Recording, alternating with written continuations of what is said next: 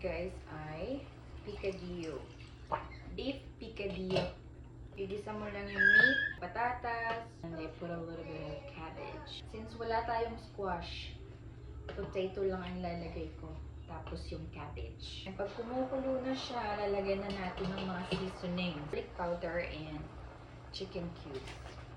Para lang magkalasa siya. Nilalagay na pampakulay. Rice, stew, and soups.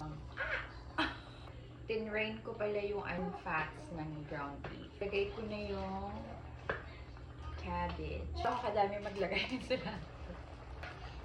I love cilantro baga. Nalo-halo pa para hindi maghihiwalay yung cilantro. Ito na yan kasi ayokong malata yung mga gulay. So, susunod nating lulutuin ay Mexican rice. Mexican rice yung partner natin siya. Not for Latino people.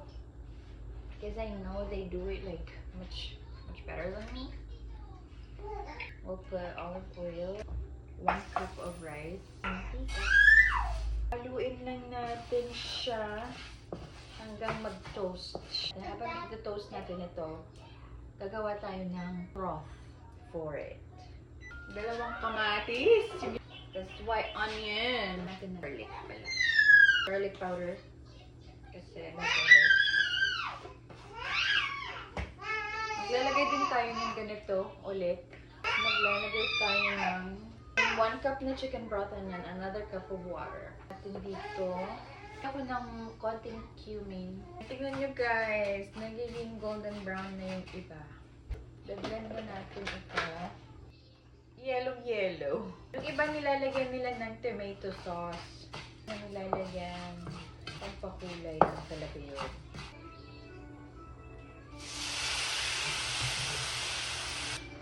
Titikman ko lang siya ng konti para malaman ko lang yung lasa ng kanin pag naluto na. Hayaan lang natin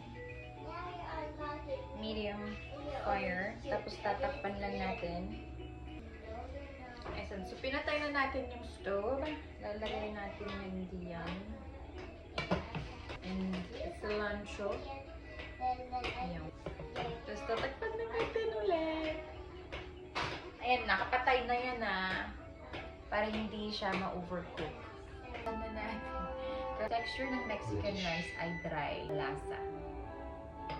So, tingnan natin kung dry. Ay, siya! Jasmine rice yung ginamit natin, maganda pa rin. Ang galing ko naman. The Korean could be handsome Squeeze tayo ng